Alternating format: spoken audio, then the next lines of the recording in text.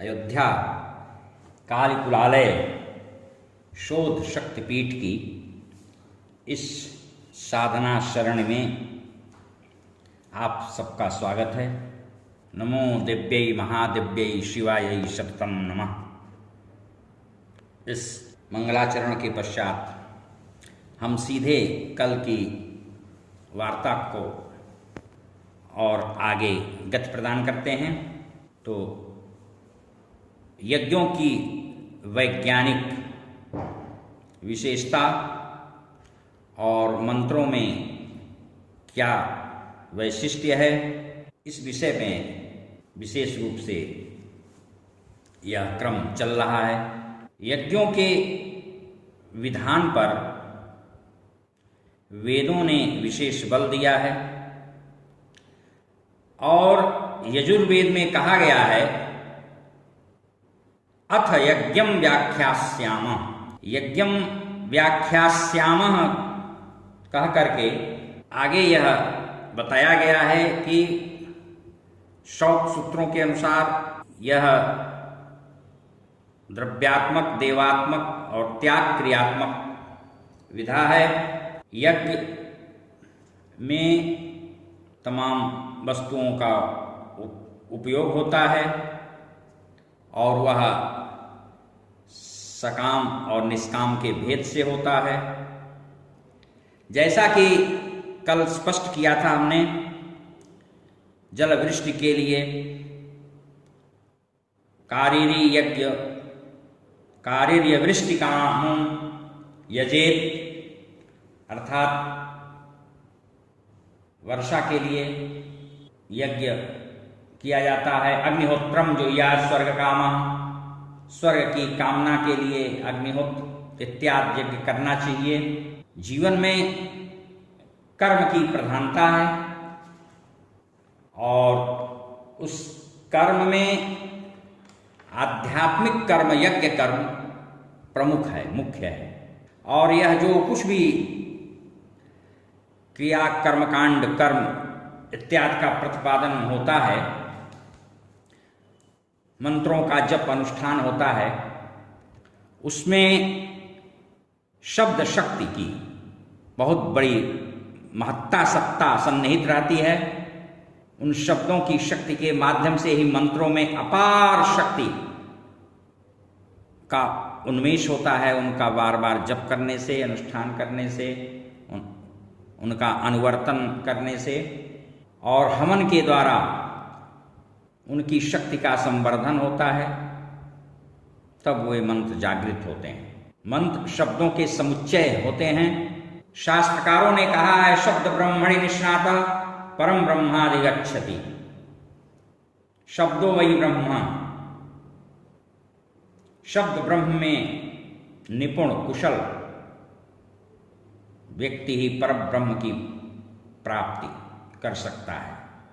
जो शब्दर्श नहीं है, शब्द साधक नहीं है, और बिना इसकी साधना के ज्ञान की प्राप्ति नहीं हो सकती। अगर ज्ञान नहीं है तो ऋते ज्ञानान्न मुक्ति, बिना ज्ञान के मुक्ति संभाव्य नहीं। मंत्रों के अक्षरों में, वर्णों में जब वे विधि सम्मत ढंग से उपासित होते हैं, अनुष्ठित होते हैं, तो अभिलषित कामना की पूर्ति करते हैं। और उन शब्दों के बार बार अनुवर्तन से, उनकी बार बार पुनरावृत्ति करने से, ध्यानपूर्वक, प्रक्रिया पद्धति पूर्वक, तब हम या कोई साधक मारण, मोहन, उच्चाटन, वशीकरण आदि क्रियाओं को संपन्न करने में समर्थ होता है। और इस प्रकार साधक के द्वारा की गई सकाम क्रियाएं सटीक और बहुत ही लक्ष्य भेदी होती हैं। जो राजस और तामस प्रकृति के साधक होते हैं, वे मंत्रों का बहुत दुरुपयोग करते हैं और ऐसा करने से मंत्र की शब्द शक्ति का बल घट जाता है। एक बार भी अगर मारण क्रिया किसी ने कर दी तो वह उसकी शक्ति बहुत ही निर्बल हो जाती है और निरंतर इसके प्रयोग करते रहने से देवता साधक का शत्रु हो जाता है। हालांकि इस प्रकार के अविचारिक प्रयोगों से सारा तंत्र शास्त्र भरा पड़ा है। हमारे अथर्ववेद में भी तमाम प्रयोग प्राप्त होते हैं हमें, और अविचार प्रयोगों के बारे में भी अथर्ववेद में विधान प्राप्त होता है, उपलब्ध होता है। अन्य भी तंत्र ग्रंथ हैं जिनमें इन विधि विधाओं का सम्यक उल्लेख उपलब्ध है। अथर्ववेद में एक मंत्र उपलब्ध है जो शत्रु के द्वारा किए गए कृत्याघात को वापस कर देता है। याम कल्पयन्ति नो रयः क्रूरां कृत्यां बभूमिव ओम लां ब्रह्मणा अपनिरुद्म प्रत्यक्कर्तारमृच्छतु ह्रीं ओम स्वाहा। यह मंत्र है। मंत्रों में इतनी ताकत होती है कि वे सत्य, शाप, स्थिरता इत्यादि को भी परिवर्तित कर सकते हैं। अथर्ववेद में ही शाप को वापस करने के मंत्र का उल्लेख प्राप्त होता है। शप्तारमेति शपथो यह सुहार्तेन नः सह चक्षुर्मंत्रस्य दुर्हारदः पृष्ठीरपि श्रेणीमसि। इन सब चीजों से पूरी तरह अथर्ववेद की इन ऋचाओं से यह भी स्पष्ट है कि आगम तंत्र साहित्य की जो भित्ति है, मूल पृष्ठभूमि है, वह वेदाध्यत है, लेकिन उस पर अनुशासन है, मर्यादा है। जहाँ तहाँ जब तब क्षुद्र स्वार्थ में, निज स्वार्थ में, निहित स्वार्थ में इन सब का दुरुपयोग नहीं, अपितु लोकहित में, राष्ट्रहित में, समाज हित में इन सब चीजों का उपयोग प्रयोग किया जाता है। शब्द तत्व निरंजन है, नित्य है, स्फोट है। इसलिए कहा गया है इत्थम निष्कृष्यमाणं यच्छब्द तत्वं निरंजनम ब्रह्मैवेत्यक्षरं प्राहु तस्मै पूर्णात्मने नमः। भर्तृहरि का वाक्पदीयम भी आप देख लें। अनुविद्धमिव ज्ञानम सर्वं शब्देन भासते। संसार में जितने भी ज्ञान हैं बिना शब्द के भास्वर नहीं हो सकते। शब्दों के माध्यम से ही उनकी अभिव्यक्ति होती है। भावों की अभिव्यक्ति शब्दों से, भाषा से ही होती है। इसलिए वेद शब्द भी विद ज्ञाने धातु से बना है। वेद शब्द विचारार्थक, लाभार्थक एवं ज्ञानार्थक होता है। पहले वेद जंगलों में, अरण्यों में ऋषियों के पास जा करके अंतेवासी शिष्य हो करके लोग कर्ण परंपरा से पढ़ते थे, इसलिए उसको श्रुति भी कहते हैं। श्रूयते अनेन इति श्रुति, जो सुन करके कर्ण परंपरा से धारण किया जाए। कालांतर में लिपि रूप में वह परिणत हुआ। प्राचीन काल में तो ताड़पत्र पर, भोजपत्र पर उनको लिखा जाता था, उद्धृत किया जाता था। इनकी पवित्रता और दार्शनिकता से कोई अनभिज्ञ नहीं है। और सनातन धर्म में वेद ब्रह्म है, शब्द स्वरूप है, सनातन है, यह पूरी तरह से सबको पता है। इसमें भारतीय संस्कृति नहीं, विश्व मात्र की संस्कृति का यह मूल है, आधार है। वाङ्मय प्रणव सर्वम तस्मात् प्रणवमभ्यसेत्। संपूर्ण वाङ्मय प्रणव है और वह गायत्रीमय है। ओंकारस्तु परब्रह्म, गायत्री स्यात् तदक्षरम। ओम परब्रह्म है, यह याज्ञवल्क्य कथन है। गायत्री और ओंकार में कोई भेद नहीं है। ओमिति ब्रह्म, तैत्तरीयोपनिषद। श्रीमद् भागवत और वेद का मंत्र क्या कहता है? हम संध्या करते हैं, उसमें ये मंत्र मिलता है।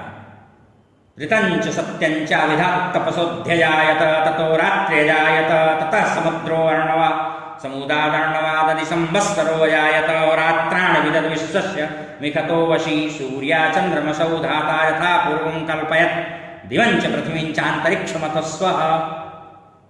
इसका आशय क्या है? ऋत है, वह सत्य है, शाश्वत सत्य है। महाप्रलय के पश्चात परमात्मा के मन में सत्य संकल्प हुआ, सत्य उत्पन्न हुआ और उसी परमात्मा से रात दिन समुद्र काल रूप संवत इत्यादि निमिष मात्र में पलक झपकते ही यह सब जितनी चीजें हैं उनको वह अपने वश में नियंत्रित करते हैं, रखते हैं, समुद्भूत करते हैं। इसके बाद यह सब कुछ होने के बाद उनके द्वारा उद्भूत होने, उत्पन्न होने के बाद, नियंत्रित होने के बाद सूर्य, चंद्रमा, स्वर्गलोक, पृथ्वी, अंतरिक्ष, महरलोक आदि। गायत्री में आपको 7 व्याहृतियां मिलती हैं। ओम भू, ओम भुवः, ओम स्वः, ओम महा, ओम जना, ओम तपः, ओम सत्यम। यही 7 आवरण है और वह परमात्मा इन्हीं 7 आवरणों से, जो ये 7 आवरण गिनाए गए हैं, वह परमात्मा वेद पुरुष इन सभी आवरणों से परे है। वह पुराण पुरुष है, अनादि है। यह नर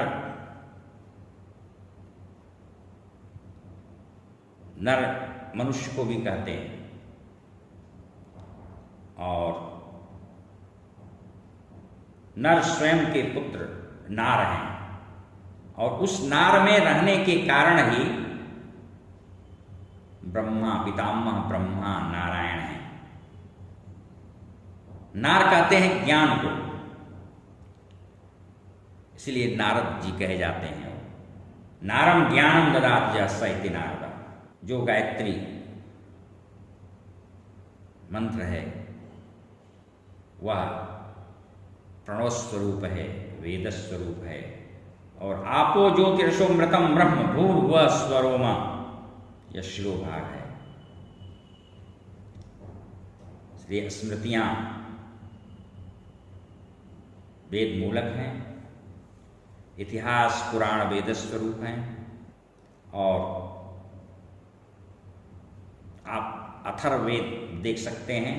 तमितिहासश्च पुराणं च गाथाश्च नारांसंसि चाण्वच्चलत् इतिहासस्य च वै स पुराणस्य गाथानां नाराशंसीनां प्रियं धाम भवति च य एवं वेद।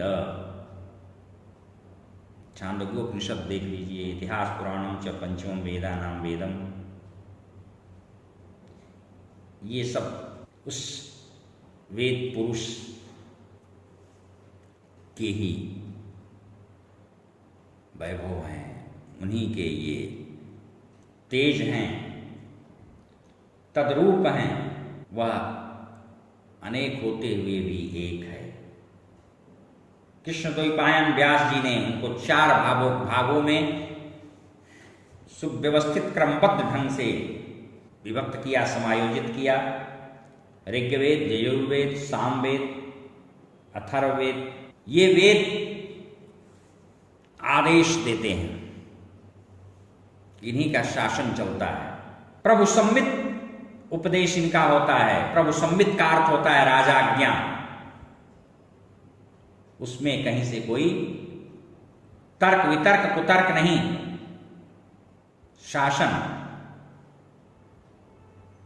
एक दिन मैं और चर्चा में बताया था, सत्यम वद, सत्य बोलो, बोलना चाहिए नहीं, सत्य बोलो। धर्मं चर स्वाध्यायान्मा प्रमदः, मातृदेवो भव, पितृदेवो भव, आचार्य देवो भव इत्यादि। मा हिंस्यात् सर्वभूतानि, अहरः संध्यामुपासीत्। यह सब वेद के वाक्य हैं, आदेश हैं, आज्ञापरक है वेद। वेद का शासन उस ब्रह्म का अपरिवर्तनीय शासन है, और उसी से वायु का गमन होता है, अग्नि में उष्णता आती है, दाहकता होती है, सूर्य निकलता है, चंद्रमा प्रकाशमान होता है, तारे निकलते हैं, उसी से सब विभाग है, सब चमक रहा है, सब तेजोवान है, उसी एक ईश्वर से। कोई भी अपने कार्य से, कर्म से, कभी कर्तव्य से विचलित नहीं होता और समय से संपादित करता है दृढ़ संकल्प के साथ। इसका क्या आशय है? इसका यही आशय है कि वेद कर्तव्य परायण रहने की आज्ञा देते हैं, कर्म करने की,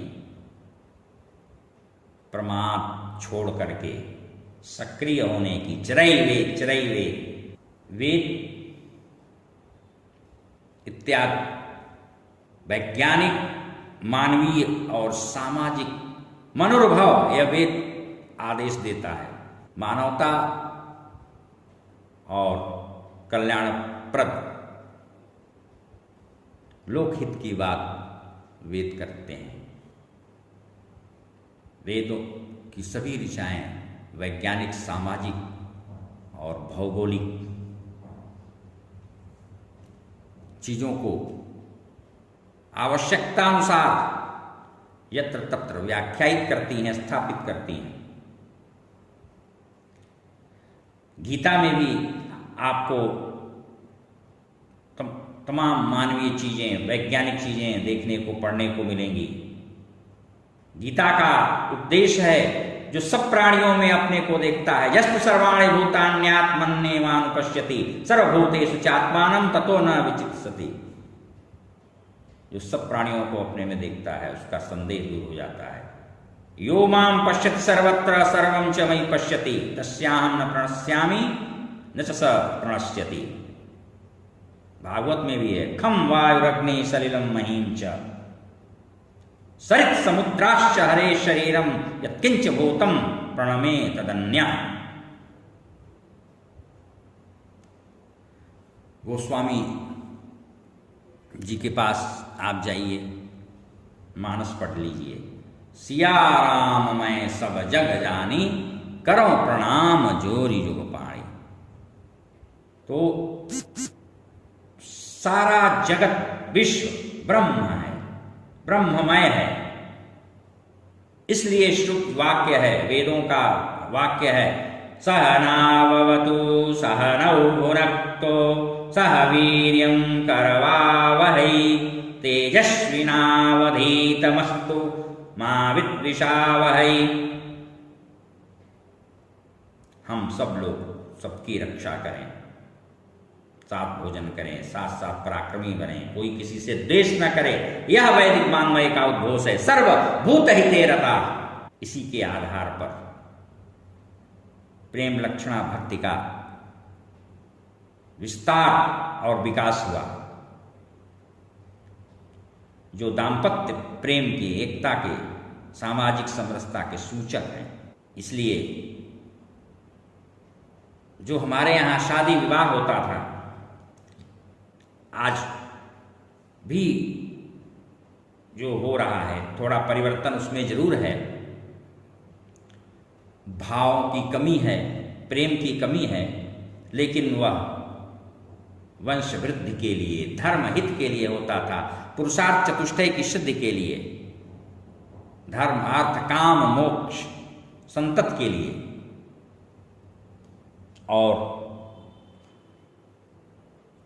वेदों की ऋचाओं की ये मनसा है, पति पत्नी आनंद से रहें, उल्लास रहें, चिरंजीवी रहें। हमारे यहाँ शादी भी एक संस्कार है, उद्वाह संस्कार है, विवाह संस्कार है। यहाँ तलाक का कोई विधान नहीं। भारतीय नारी तो आद्या शक्ति है, वह शिव शक्ति की एकता की प्रतीक है। षोडशी तो कला गेया सच्चिदानंद रूपिणी, वह सच्चिदानंद स्वरूपा है, षोडशी कला है, एकता की प्रेम है, विश्व विजय की प्राप्ति, जीवन का सम्यक निर्वाह और पुरुषार्थ चतुष्टय की प्राप्ति, उसकी संसिद्धि बिना उसके हो ही नहीं सकती है। इसलिए हम लोगों के यहाँ शादी ब्याह में सप्तपदी में वचन दिलाती है वर को कन्या, और अपने वचन वर तो एक ही दिलाता है, लेकिन कन्या 6-7 वर उसको दिलाती है और कहती है तीर्थव्रतद्यापन यज्ञदानम मया सहत्वम यदि कांत कुर्या वामांग मायामि तदा त्वदीयम जगाद वाक्यम प्रथमम कुमारी। इस तरह से यह हमारे यहाँ सनातन धर्म में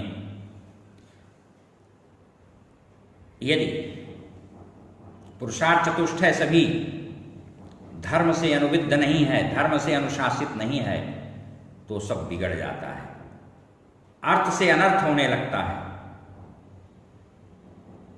द्वंद्व होने लगता है।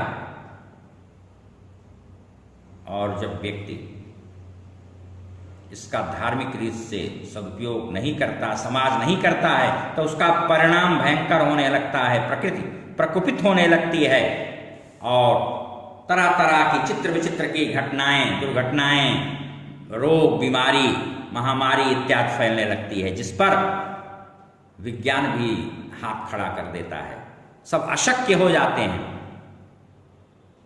इसलिए धर्म की आस्था अर्थ तक कभी सीमित हमारे यहाँ नहीं रही।